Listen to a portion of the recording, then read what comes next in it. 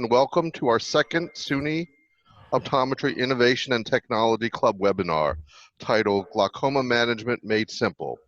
Both myself, Dr. Thomas Wong, Director of Clinical Externships and New Technologies, and Dr. Anu Lal, who directs our new glaucoma micro-credential program at SUNY Optometry, will both moderate today's program. Also joined this afternoon by Dr. Richard Madonna, Professor and Chair of SUNY Optometry's Clinical Education Department, who needs no introduction in the world of glaucoma patient care, and who will also serve as a moderator today. A big thank you to our many friends at ZEISS, especially Hanayo Spitz and Mike Turano, who have helped make this program a reality. Before I introduce our two guest speakers today, I want to let everyone know to please enter your questions for the speakers and moderators in the Q&A, not in the chat room. So any questions you'd like for us to answer, please put in the Q&A.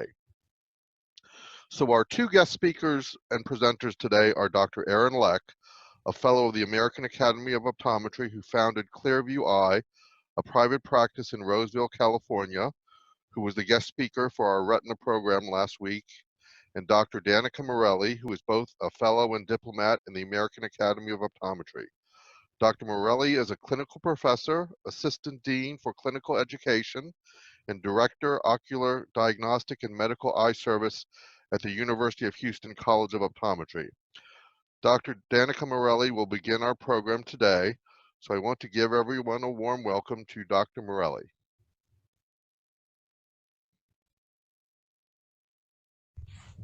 Okay, thank you, Rich. I'm going to go ahead and get started with case number 1 today. And this is a pretty typical case that we would see in our clinic. Victor is a 61-year-old Hispanic male who got referred to me for a glaucoma evaluation because he had a big CD ratio.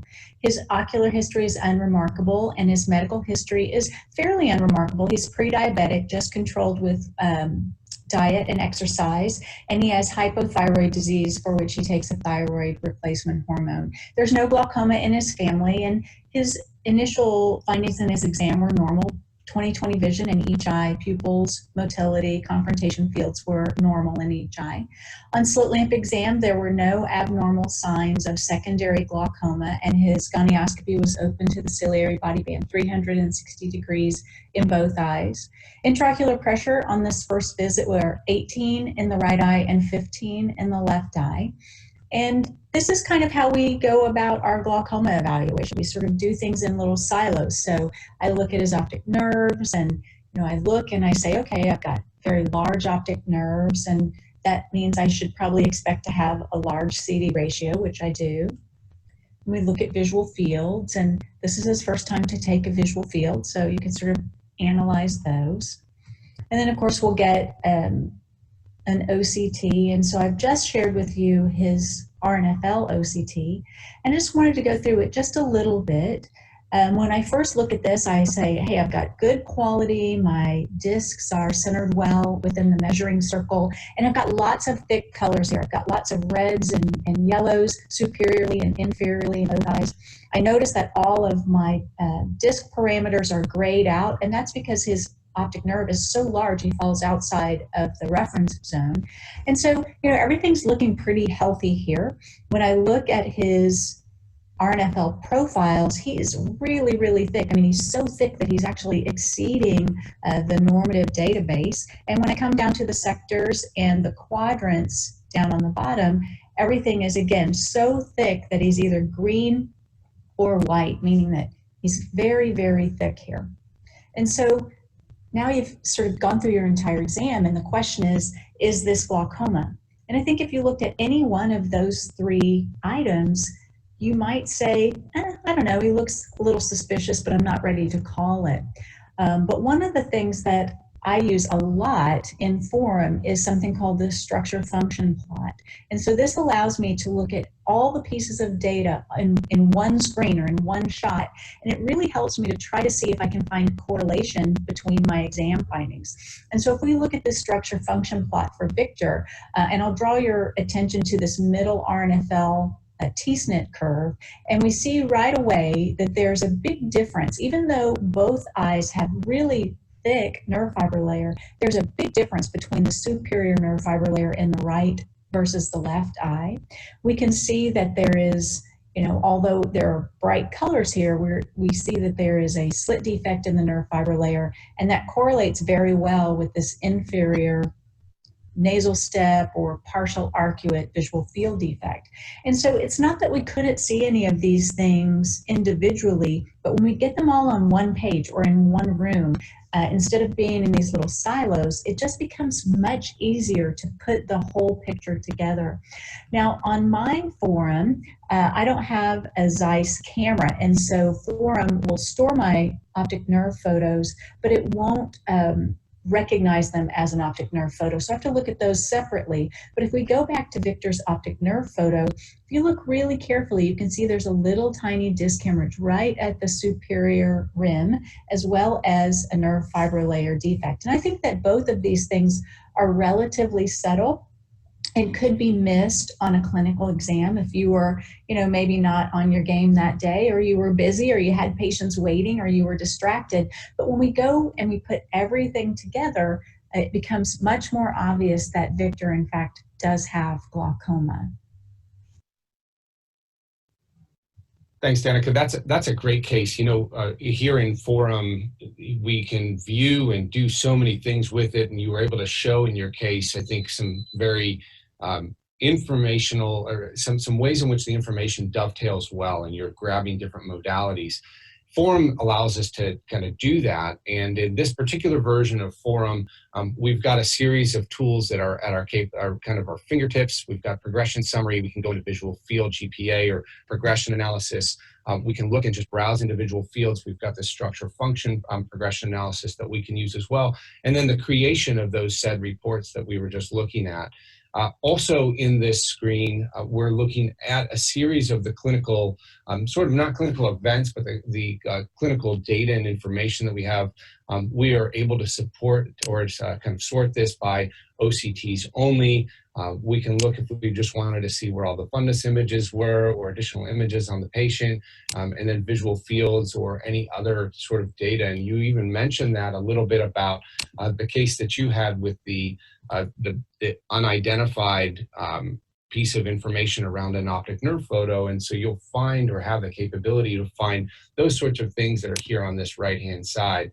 And in this particular case, just kind of keeping in with the pace of discussion that we had around this green disease case, I wanted to highlight a few things about this particular individual, this gentleman that we're looking at here, 64-year-old white male. And what you'll see with his case is we do have that capability of just sorting to a single date. So I'm into November 9th or November 5th of 2009, the very first time that we saw this individual in the clinic. And you can see here that same static report where we can do some comparative analysis on this particular individual. In these cases, though, the creation of those reports can happen either in workplaces or it can happen in the actual review of the data and information on the patient. In our particular situation here, we would go into creating reports. And in this report creation module, we can select the different report types that we might want, a structure, function, single exam, go into and actually select the individual date of the visual field that we're looking for. And you're kind of watching me go through this process while selecting the right and the left eye. It's going to ask me what kind of OCT exam I want. So if I've got the same date, I can go in and I can choose that same thing on this individual. It's going to also go in, and if there was a macular cube that was run, and I think this brings up a really interesting point. Macular cubes weren't something that routinely we were running until we saw the value of ganglion cell analysis and the way that it dovetailed with our RNFL analysis. But here now you can see that, and the ability to select these things so that those come up in your structure function, and then the fundus images. So you can see kind of how easy I think it is to just go step by step. And in this one, we're using a Claris and ultra wide field. You see two different fundus images. So I could have chosen any number of fundus images there, whether it was the ultra wide field or just the wide field examination. What it's doing here is it's actually taking the information and making sure that it would match or register. And then once all of this data and information are in there, we can go into and we can actually create the report that we were just looking at a moment ago on your screen. So it's it's really, I think, unique the way that we've got this capability to slide in and out of the data and do analysis for these patients. But in this particular case, I think one of the values as well is what does that look like if we view this case sort of live. And what I mean by live is going back to that structure function GPA. So we saw the reports and demonstration of the reports in your case, but here is that case now in a full view where we've got our ability to look at the mean deviation that's up in the left-hand side. We've got over to the right your nerve fiber analysis, and this can be customized. We can grab this, and we'll dive into this a little bit more with another case. But all of the data and all of the information we were just looking at, and you can see even where the software is trying to grab other images from other events and assign it, you can eliminate these pieces, and we can kind of walk through that a little bit more. But this is that green glaucoma case where we're looking at those that right and left eye. You can see the initial baseline on the case, and the other eye where there's really nothing going on at all, and do the analysis live with the patient sitting there, or spend a lot of time digesting this case maybe with colleagues, as we do in a 4-doctor group clinic, that we'll spend time and look at this, and it's really useful to have this objective data and information to discuss and digest. You know, one of the things I like about this, Aaron, is that I'm able to just be in one spot. You know, I don't have to run over to my OCT room. I don't have to run over to my visual field room. It's just all on the computer, and it's just, I can look at it in any number of ways. And the thing that you have up here right now, like you have your mean deviation, average nerve fiber layer thickness, RNFL thickness profile, and average ganglion cell interplexiform thickness. But can you drop down, or can you pull one of those down to just show how many different things you can track? Sure, and so these are, when we pull these drop downs, this applies to not just the information that's in that quadrant, but anything. So I could change this to look at mean deviation and a visual field index, for example. So now that visual field index changes, and I wanted, this could be a preset for me, right? Clinically speaking.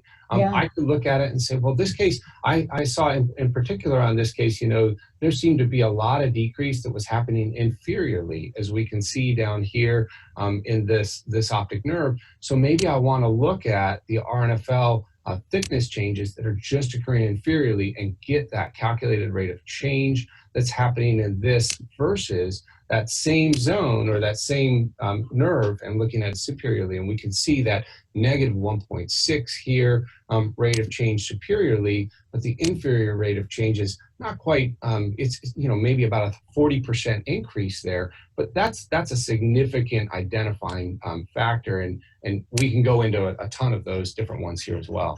Yeah, and I love the fact that, you know, something that you can't see on a typical visual field printout is the mean deviation that's just in the superior hemifield that correlates to that, right? So you can just separate it into what's my overall mean deviation, but also what's happening just in the superior or just in the inferior. So I really like the flexibility that you have, and you can preset this. But if you think like, oh, this is a patient where my presets don't really work that well, you can go in and you can really dive down into this data. Well, and another step, and from just an evaluation perspective, is the ability to do comparisons. You know, routinely what we're relying on, and this I think is a great example within normal limits type of case, where you're looking at an optic nerve that, yeah, there's small little identifying factors, and that traditional flat printout gives us this green zone. But we share this with patients all the time. We want to be able to tell patients, hey, look, this is what we want to know is your normal. This is you compared to the normal database, a normative database. But what we really want to know is what's happening with you. And what we see is the zone where we might have looked, where we saw previously that against a normative database, they had irregularities here. Their actual problem was lurking in this inferior zone. And we only have that if we've got baseline on that patient to compare it to.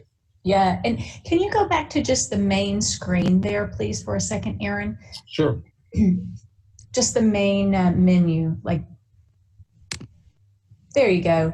This is going to sound sort of silly, but one of my favorite things to do is just to look over at the far right-hand side where it shows like what dates did I do an OCT, what dates did I get photos, what dates did I get visual fields, because sometimes, you know, you're thinking like, okay, what does this patient do for? And hopefully I've written it well in the plan, but it's really nice to be able to go back and say, oh gosh, you know, I haven't gotten a visual field on this patient in 12 months and they should have had one, you know, 6 months ago or 3 months ago. So this is really easy, quick way to see, okay, how am I doing? What tests do I need to be doing next? You know, what have I maybe not done in a while that it's time to do at this point? Yeah, and it's interesting that you bring that up, and I'll leave this kind of as our last clinical pearl on this case, especially in those green cases, right? The surveillance of the patient becomes so critical. So what we've now instituted into our practice is that the techs, when they do chart prep, use Forum as part of their tool in chart prep. Saves them a ton of time. They can see it at a glance. They know what our protocols are for glaucoma, and it's a big win for patient care. That's great.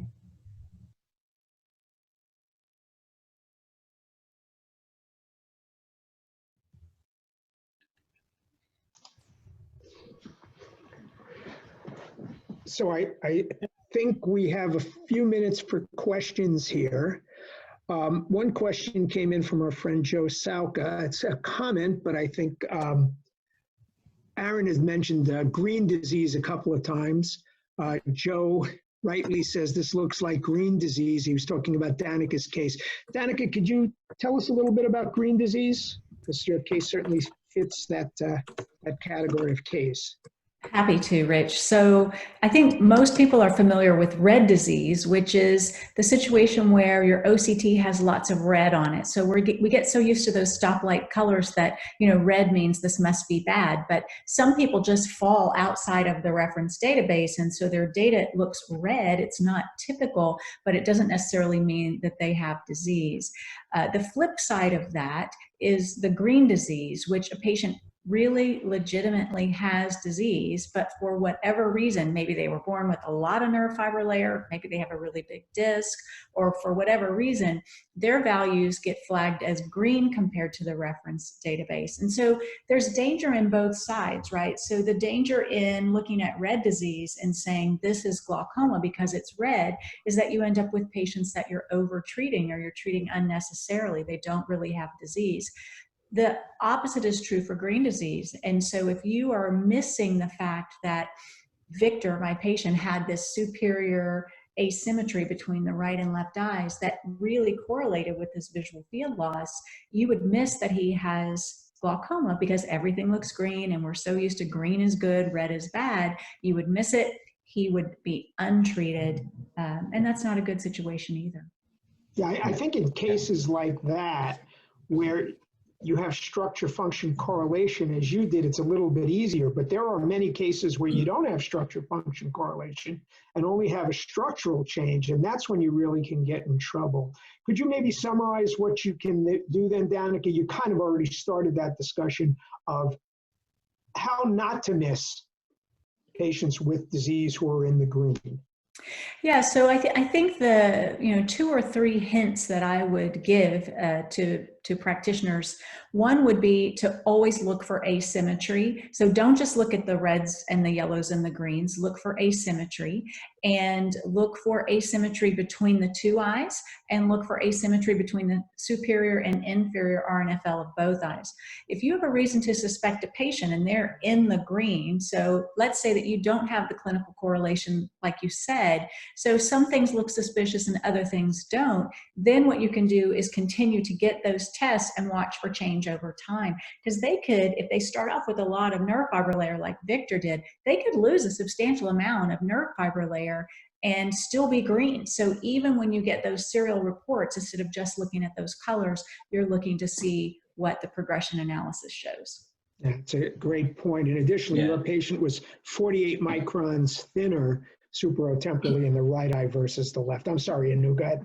Yeah, no, so looking at the heat maps are actually helpful as well, because you can get a very small wedge that, again, it's really tough to pick up, and it may not be a big number in terms of difference. So let's say, you don't get this 40 micron difference. It might only be a 5, 10, 15 micron difference, but there's a wedge that you can actually see on the OCT heat map that might lead you to where you want to go. Absolutely. So the thickness map in the case that I showed, if you just glance at it, you might just go right past it. But if you look carefully at that thickness map, there was a little slit defect there. Yep. And then I rarely look at the clock hours. Honestly, I spend most of my time in the T-SNP or N-STEM curve or the deviation maps. But if you look carefully in those areas, you'll also see a little tiny area might get flagged on your clock hours where it doesn't get flagged on your average nerve fiber layer thickness. And that's kind of the danger at looking at any one parameter, right? So if you look at average nerve fiber layer thickness, it may look okay, but that may have sort of averaged out a small but real deficit in nerve fiber layer. Very good. Great point. Looks like we have another question, a very futuristic, artificial intelligence. And we know artificial intelligence is omnipresent. We discuss it a lot. So the question is, do we foresee the day when AI can use form and diagnose? Any comments from the group? That's a very interesting question. I really can't comment on what ZEISS is doing. I've certainly seen some talks that Google has done, which are looking at diagnosing glaucoma from disc images and so forth. But to actually put that into forum, I think that might be beyond anything that I can say right now. I'd probably say everything is possible going forward. I don't know.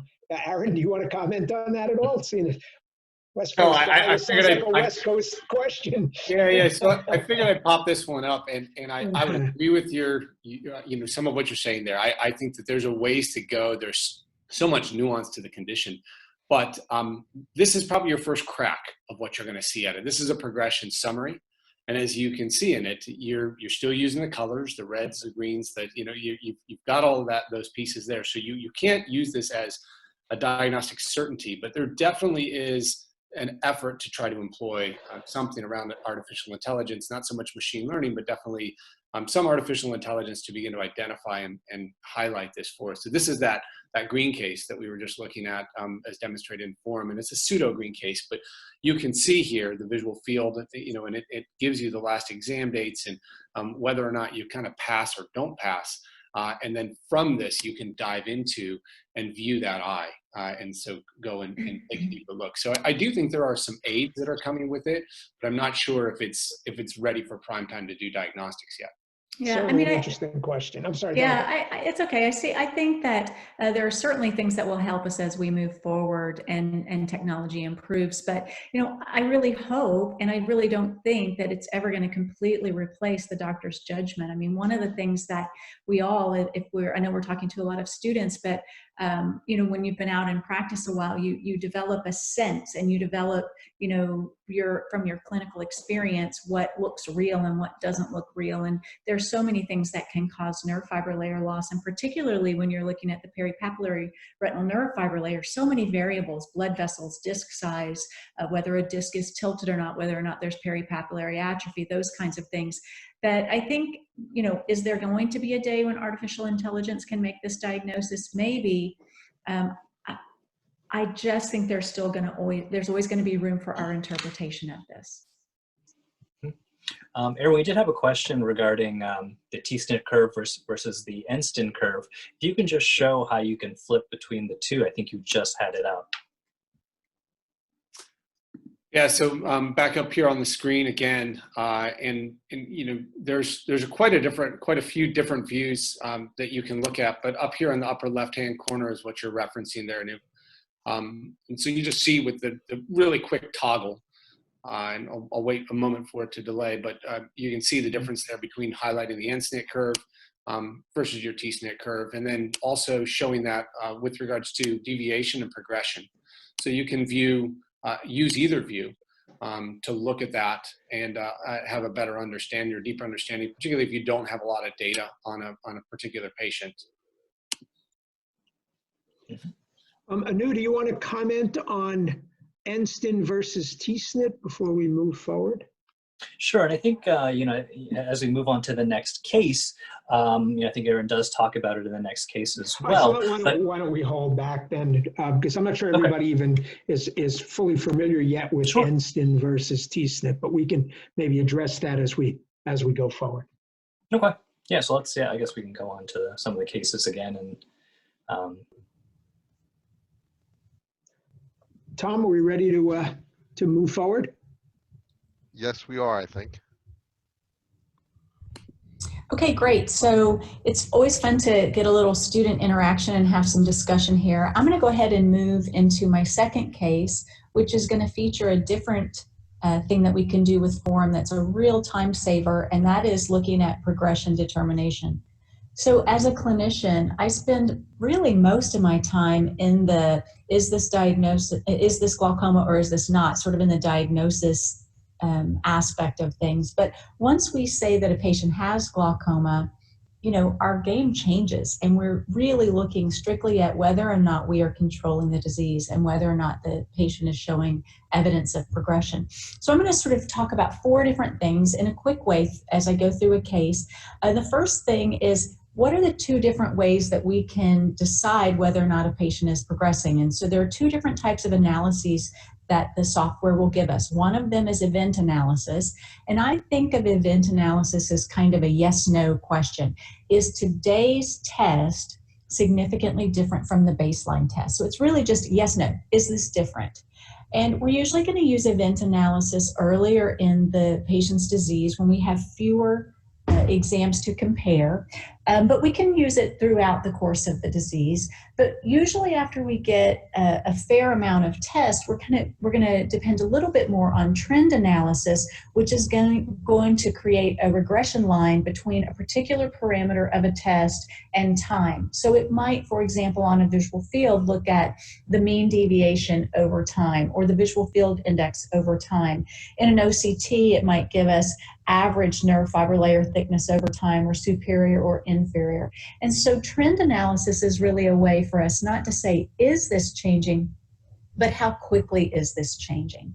Now, one of the things that's really important, and I don't have a lot of time to get into it, but it's important to remember testing frequency, because it's going to take probably 5 or 6 visual fields before you're able to really determine that that visual field has changed or not. And so if you're only doing a visual field once a year, that means it's going to take you 5 or 6 years to decide if your glaucoma patient is progressing. And so at least initially, we want to increase the frequency of our testing so that we can make that determination a little more quickly. I think sort of the evidence has shown that a really good number of visual fields to try to obtain is 6 visual fields in the first 2 years following the diagnosis of glaucoma. If you're not seeing change after 2 years, then you can back down on the frequency of your testing. Of course, if you're seeing progression in that 2 years, then you're going to get a little more aggressive, and you're probably going to maintain frequent testing. And then the last thing that I'll talk about is resetting a baseline once you have made some type of intervention in your patient. So I'll go ahead and get into my case. This is Mr. Garcia, an 86-year-old Hispanic male who I had been following as a glaucoma suspect from 2008 to 2012 because he had pseudoexfoliation. Now, during the time 2008 to 2012, his intraocular pressure was always under 20, but around 2012, his intraocular pressure started to go up, and his highest untreated pressure was actually 24 millimeters of mercury in the right eye. We initiated treatment with latanoprost in 2012.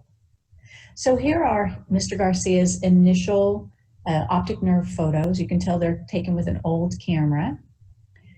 His initial visual fields, which really were pretty normal, and his initial OCT, nerve fiber layer OCT. So at this point, he had normal intraocular pressures, fairly normal optic nerve appearance, and normal visual fields. We just opted to treat him knowing that he did have a significant risk factor, that being the presence of pseudoexfoliation. But as you can see in our GPA, which follows the visual field, in this case, in the left eye from 2009 to 2019, you can see that he has developed, he's gone from sort of a nothing visual field to developing a pretty significant inferior partial arcuate defect in the left eye, and over on the right eye, even more significant changes as he goes from a fairly normal visual field, in fact, looking like the inferior field was abnormal, to having a very well-defined and deep superior arcuate and paracentral defect here. If we look at the same period of time for our OCT, we can see that he clearly developed some pretty significant inferior nerve fiber layer thinning in the right eye, some superior thinning as well, but predominantly inferior. And then in the left eye, we see really pretty dramatic nerve fiber layer loss over that period of time, both superiorly and inferiorly. And so we can look at these slopes. You can see that the average nerve fiber layer thickness is changing at probably, twice the rate of a stable glaucoma patient. We see changes in the superior, inferior, and cup disc ratio as well. But one of the things that I want you to notice is that there's this period of time, about 3 years, where we really don't have any testing, and he had sort of dropped off the map. He had sort of stopped coming in for his regular checkups. He was not really believing that he had glaucoma, and so we have this gap in time. And when he came back here at about age 83, this is when we really got him on board with his therapy. And so what we did at this point is we reset our baselines to this being ground zero, to this visit right here that I'm pointing to with my arrow being the first visit. The reason is that we know he's had change from all the way back here, but all of this time he hasn't had any treatment. So it doesn't really make sense to include those visits in that time span in our progression analysis. So we reset our baseline to this visit here. And what you see is that those slopes really change. We go from a slope of 2 microns per year to less than half that. We go from a slope of 4 microns per year in the inferior RNFL to -1.5. And we see similar changes here. When we look at his visual field, we again see a relatively flat visual field. So we're not seeing significant changes in this visual field since the time that we initiated therapy. And so you see these 3 little dots right here in our GPA. You see them in both right and left eyes. If we hovered over that while we were in forum, a little bulletin would come up, a little post-it note, if you will, that says initiated latanoprost. And so that would really help me to understand what is going on. Why did I put a little message here? It's because that's when he finally got on board with his therapy. We can use our reports, our structure function reports in forum.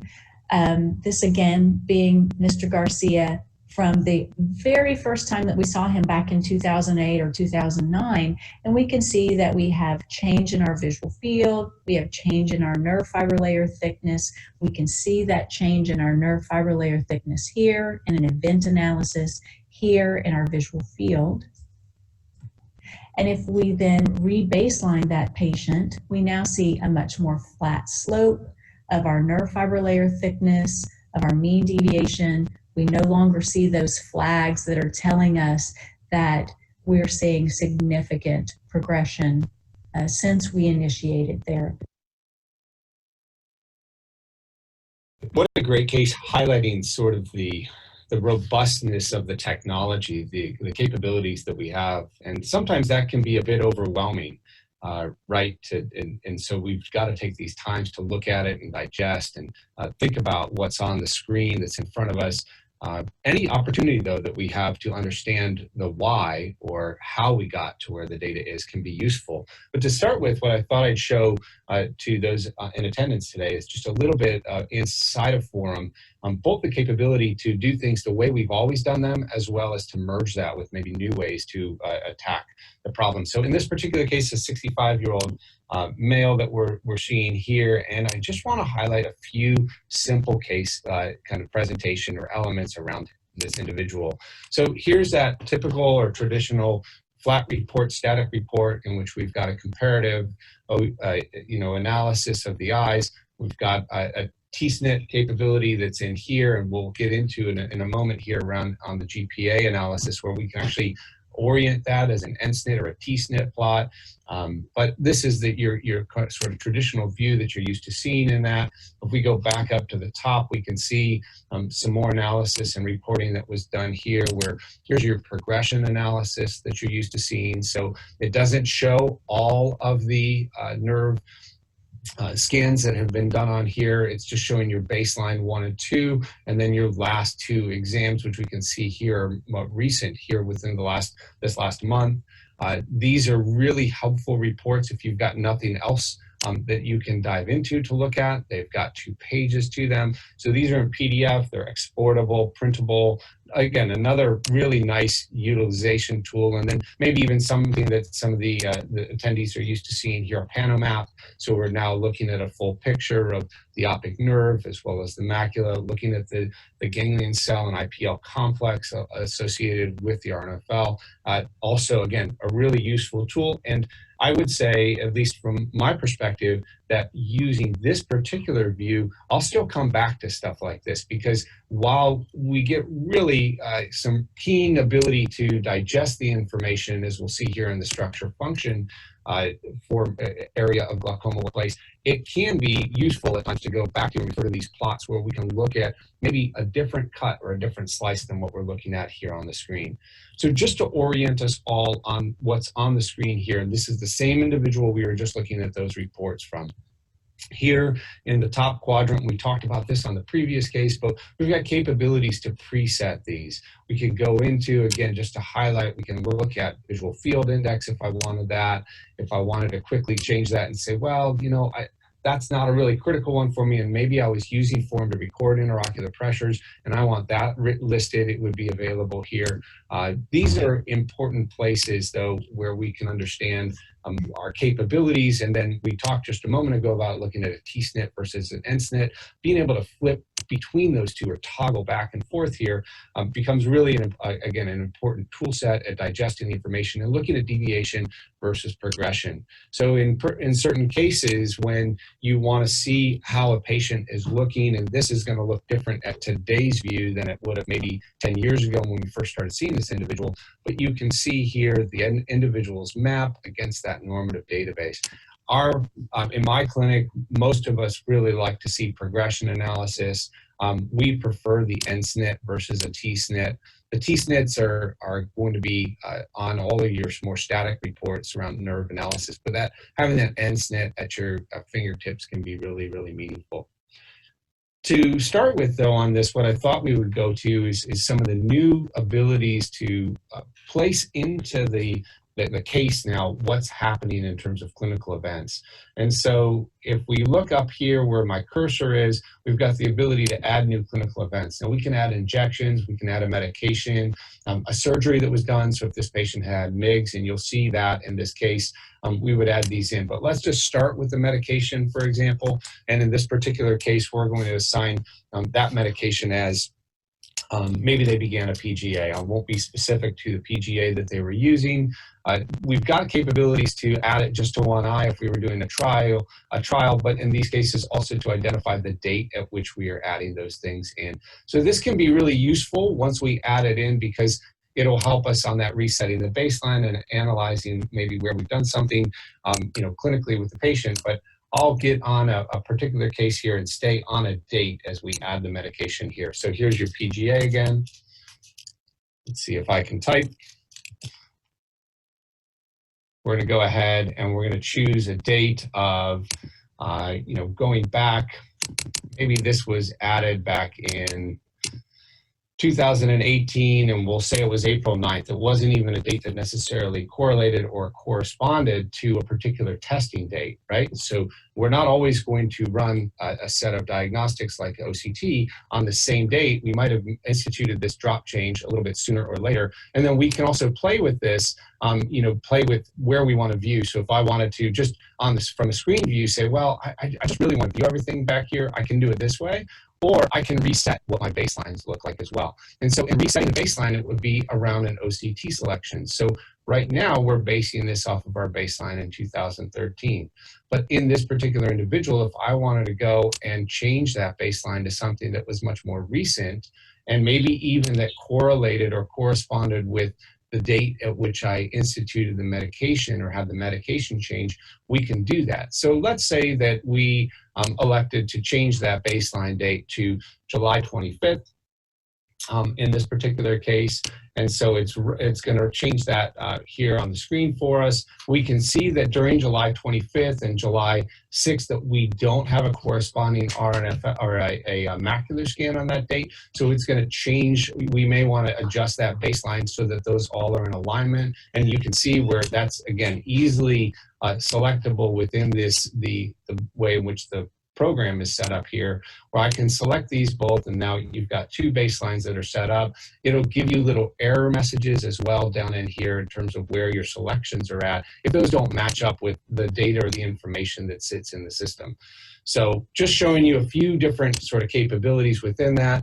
When we go back to that baseline, though, as a selection and making sure that these, you've got to also unselect your previous baselines. That does kind of screw you up a little bit. And your follow-ups and things like that also change. So when we reset all that baseline information, it will actually do what I just did by dragging this over and allow us to take a look from those dates on. Danica, how does this jive with the way in which you guys use it, and what kind of functionality you're currently employing in the progression analysis? Yeah, I think that, you know, our technicians, they get the image, they save a GPA, and, you know, it's just going to be from the machine, it's going to be from the baseline, right? It's going to be from the original baseline. And sometimes that's not what I want. And so I spend most of my time when I'm looking at testing, I don't even have them printouts anymore. I just go right to form. I can manipulate what I want it to look like, so that it doesn't, you know, it doesn't give me, it's not helpful for me to look at a GPA that goes back, you know, 12 years if my patients had major interventions in the last 3 years, right? That's what I want to look at. And so sometimes I will even, you know, kind of toggle back and forth. I'll look at a GPA from, you know, using a baseline of 6 years ago, and then I'll look at I'll just change the baseline to my most recent intervention and see what are those rates looking like, because that's really how I can decide if my intervention has made a significant impact. And one of the things that I think I knew it, but I was a little nervous about it at first, is that nothing is permanent on here, right? So I don't have to worry that if I change my baseline and I made an error, oh, it wasn't supposed to be 2018, it was supposed to be 2016. I just go in there and change it again. And so it's really easy, it's really user-friendly to be able to make those changes. And it really helps me, I feel like it really helps me understand if my therapy is working. Well, and to that end, as we were just having that, you were sharing with me what you're using. If you take a look, I did change that baseline and kind of reset it to some of those dates back in 2016 and 17. And we can see, to your point that you had used on one of the static reports earlier, that the rate of change is significantly different. And all those little red dots that showed up before that were indicating, hey, there was a significant change, a clinically significant change over time, we can see and contrast that with the separate image from the ganglion cell, which is still showing that old set of data back to 2013. And you can see where interventions like a drop, and in his particular case, in this case, we had done a MIGS procedure in 2017 in the individual, and seeing also change there, as well as instituting these clinical events. And if we wanted to add, again, that surgery from a MIGS perspective, we can easily add that stuff in as, again, picking a date, whatever date it might be that we wanted to do. And let's say that was in April of 2018. So we're adding that piece in. And here you have now everything, you know, sort of plugged and play together. And you've got these multiple clinical events that you can pay attention to as well, analyzing and then erasing or resetting those. Because let's say, to your point, that somebody did put something in error. The data is not so fixed that we're in trouble that we can't go and course correct that. Yeah. And Aaron, you mean one thing that you can see here as well is how the RNFL thickness profile has changed, so that you're not getting those reds or the yellows. So yeah, again, as you read baseline, yeah, there you go. That was the first thing I noticed when you did that, when you went back to this, Aaron, is that those areas of red that we had on our instant plot, you know, they just went away. So you've definitely made a difference in this patient's progression rate. Yeah, and so, you know, not to spend too much time in forum, while it's an extremely powerful tool, I think I would really want to highlight for our attendees that our management of these conditions is not static anymore. And it may not have ever been static, but it felt static at times when you rolled out the scroll of the visual fields that went down the hallway, right? Or when you tried to figure out, as you sorted through your OCT reports, which report do I want to pay attention to and where's that date? To have it all at our fingertips here, to be able to touch it, manipulate it, understand and input clinical events, and have an idea that, wow, this really worked. I didn't have to dive back into my EMR, and I didn't have to, you know, check and see what kind of other medication they might have been in through a SureScripts or an AllScripts that I was on. This is a powerful set of tools that are kind of syncing these multiple modalities and allowing us with confidence to deliver this to patients. And I would say one last kind of closing remark. When I show this to a patient, they can see what's happening with their condition. And I can tell you that every single patient that sees this understands and is more committed to their course of care because they can actually visualize it and they don't just have to take my word for it.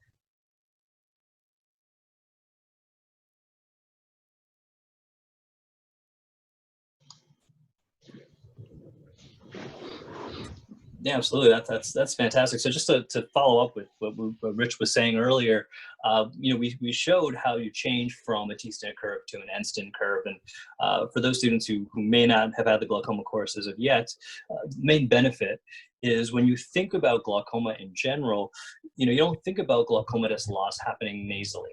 So, you know, when you're looking at a printout, you want to really focus on areas that will likely have change.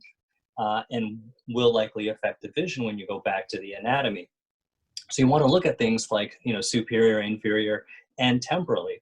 That's where glaucomatous damage tends to occur. That's where you want to see that change. So when you look at an end-stent curve, you know, the superior, you know, superior temporal and inferior areas are in the center of that graph. And I think that's most important. You know, the hot spots where you need to look at. And we know that glaucoma does not just affect your peripheral visual field, you can affect your central visual field. And that's why we do things like 10-2s or 24-2Cs. So I think that's the big importance of being able to switch or toggle between the N-stent curve and the T-stent curve.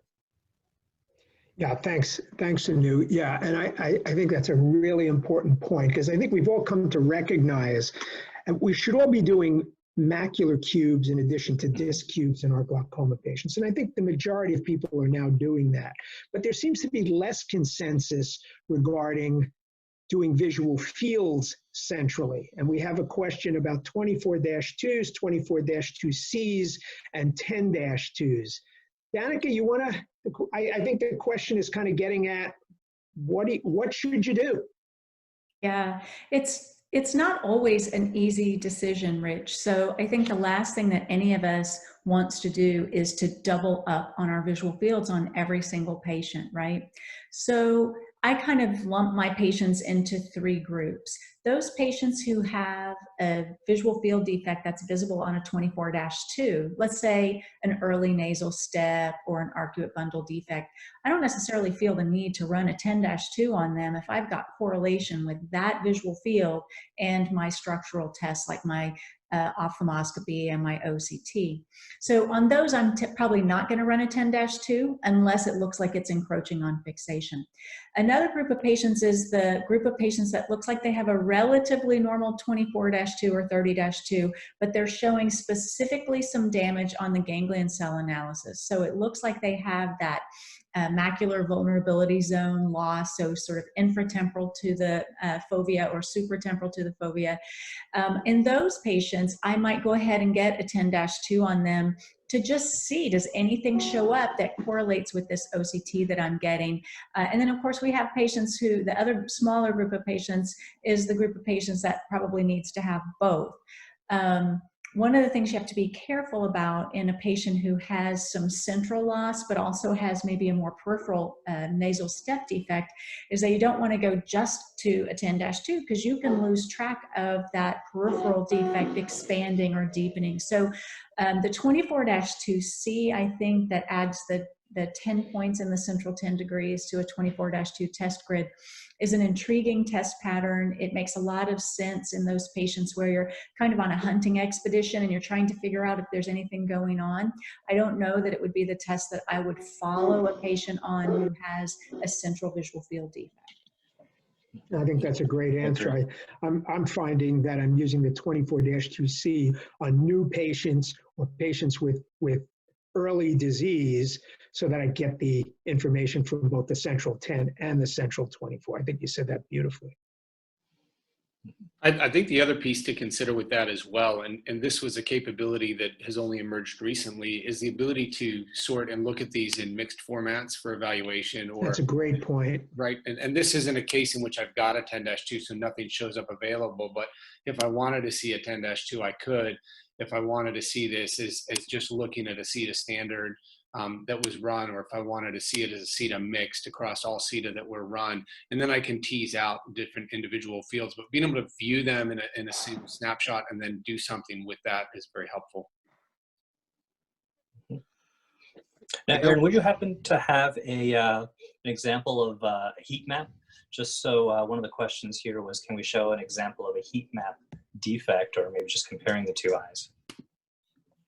So Anu, if we can, if I can share my, if I can share my screen, actually, I can go back to that. All you, go ahead. Yeah, awesome. I'm gonna, hold on one second. Yep, here we are. And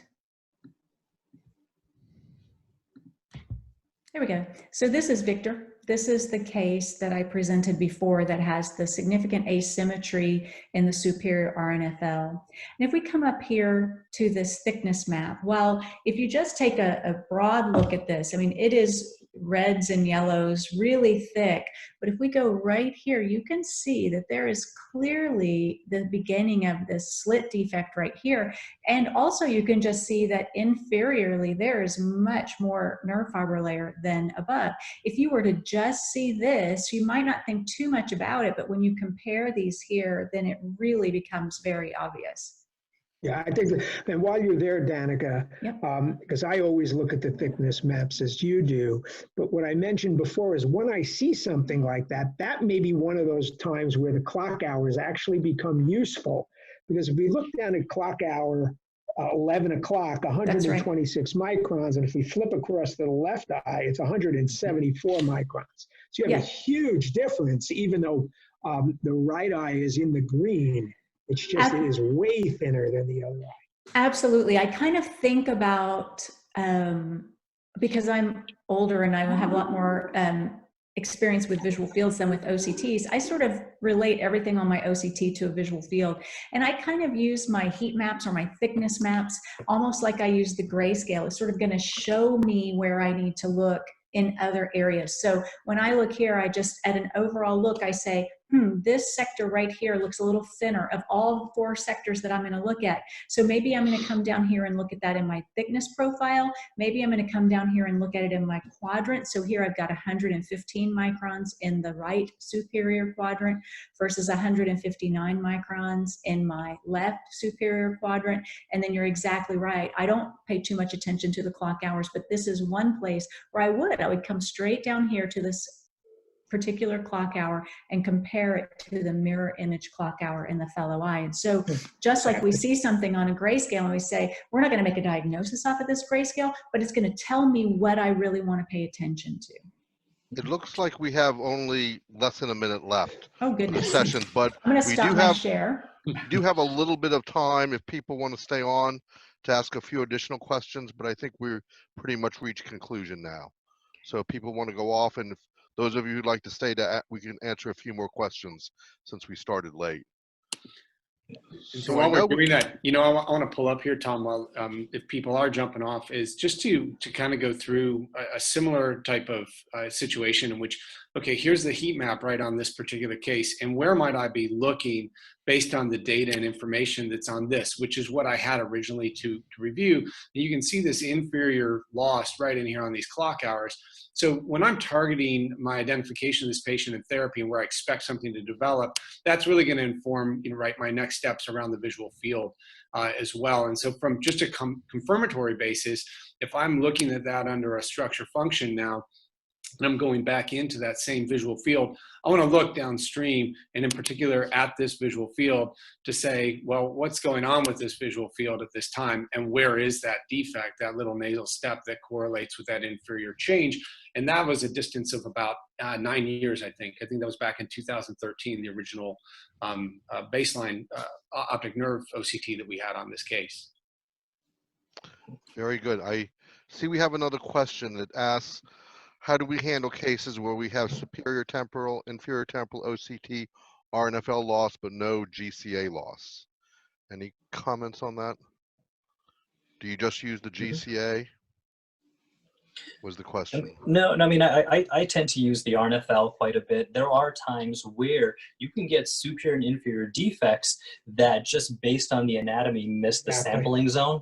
Mm-hmm. So it all has to match up. So you can't look at it in isolation. Okay. Excuse me. I think we have another question, just a general question. There's a lot of ways to look at this, but are we using OCT baseline analysis? Aaron, I'm particularly curious in private practice, different academia, but are we moving more towards doing baseline OCTs? It's a very interesting question. Also, I've been a big advocate of baseline OCT since roughly probably about 2010, 2011, which was where we adopted it in wide use across the entire clinic. And that's why you've got examples, right, on some of these cases where I've got a 2011 OCT scan on a particular woman here.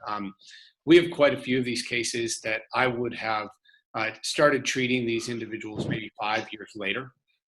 Based on just surveillance of the nerve and traditional ophthalmoscopy, but by employing baseline OCT. And originally it was just getting, we were getting an OCT nerve and an OCT macula. Now we're using OCT angiography as well, because I think there's going to be, to the AI question that was a little earlier, I think there's going to be some real keen applications around virtual angiography, assuming that we can tease out the noise. And what's happening with nerves as well, if we're really highlighting this as a blood flow condition, depending on where that's coming from or certain subsets of it. So we've employed baseline OCT, and we have found the clinical data to be invaluable in terms of establishing a really early point of treatment and intervention in patients. Yeah, I would just say that. Yeah, I would just say it's. I think I'd be safe to say that it's not standard of practice at this point in time. But I think you can make a very good case. I've certainly heard people who have said, "Well, geez, maybe everybody at age 40 should have a baseline OCT that they could tuck in their wallet or on their screen and pull it up in the future." And that's exactly what Aaron is doing. He's able to screen the anatomy at a point when the patient is presumably normal and then compare over time. So it's certainly something that we might see going forward. And we know that we've seen programs that are kind of fast OCTs that allow you to take, to try to get some of these baseline OCT measurements. Rich, to that point, the data that's in this little packet, I think this was one of the questions that came through, the data that's in this thumbnail is DICOM in a DICOM format. So it's exportable and then importable. When they come to see you guys in New York, they can take this data via transfer, plug it in, and you can pick up from 10 years ago. You don't have to pick up from today, right? Seeing that patient. I think that's vitally important that patients have this. And I routinely do this. If I've got a patient moving out of the area, I reach out to the folks at ZEISS, and I say, who are the folks in the area that have these technologies? Because this patient wants that continuity of care. And I'm glad you mentioned that, because it was one of the questions that came through. So I think we have two very quick questions, and we can end up. The first one is, what is the expected annual change in RNFL thickness for a non-glaucoma patient and for a glaucoma patient on and not on therapy? Danica, you want to go? I can go I with it. mean, I think it probably depends on which article you read, but if you look at cross-sectional data versus longitudinal data and how long that longitudinal data is. So the best that I can kind of keep my mind around is about normals, changing an average nerve fiber layer thickness of about 0.5 micron per year. Stable glaucoma patients, stable, what does that mean? Changing at about 1 micron per year. And progressing glaucoma patients changing at about 2 microns per year. That's just average nerve fiber layer thickness though. And so there's so many variables in there, it's a little bit hard to tell. I think it's a great answer. I think, I usually cite somewhere between 1 and 5 microns per decade for Right. normals. So 2 sounds like an easy one to remember. So 2 microns a decade was, so over 50 years, you would lose 10 microns. And just for the audience, if you think about on the ZEISS, the 50th percentile of RNFL thickness for a 69-year-old is 89 microns. Just to put that into some kind of perspective as everybody's looking at all these numbers. It's an interesting question. It's really helpful to know that so that it could help you at least put the data that you're receiving at that point in time into some kind of perspective. And the last question we have is, how much is asymmetric between RNFL thickness between the two eyes? How about between the superior and inferior thickness of the same eye? Again, it's which paper you look at. I could cite our friend Michael Sullivan Me, who did some great work in asymmetry. Michael's an optometrist who was at Albuquerque VA, has moved on from there. He's published in the American Journal of Ophthalmology. And Michael has shown, first of all, the importance of asymmetry, and a number of 9 microns in average RNFL thickness between eyes has been utilized. That doesn't mean one isn't important for the individual patient, but on average in some of these studies, 9 microns. Between superior and inferior, that's a more interesting question that I don't have an answer right off the top of my head. Maybe you do, Danica? Yeah, so in that article that he published for superior inferior within an eye macular thickness, he did find a difference, but he didn't find the difference superior inferior. When you're for nerve fiber layer, when you're talking about the peripapillary nerve fiber layer, there's a lot more variability between superior and inferior. So it's probably likely significantly higher than 9, right? So that difference between right and left eye of 9 on the average is probably a lot more significant superior versus inferior nerve fiber layer within an eye. Yeah.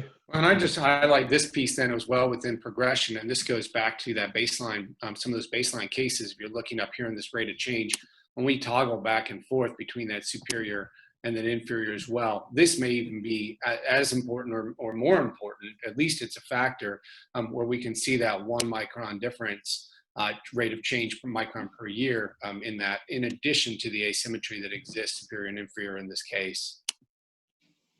Yeah, and I think it's not important to get caught up with just a number alone. I think it's more beneficial to look at data like this in terms of change over time, just so you're not losing the big picture. Absolutely. Very good. Any last second comments before we close the program on anything? No, think thank this you. has been a wonderful program. I want to thank our speakers, our moderators, everybody on the line. It's a difficult time for everybody in practice and in academia, so I want everybody to be safe and well, and thank you for joining us, and have a good weekend, everybody. Great to Thank see you. everybody. Bye, guys.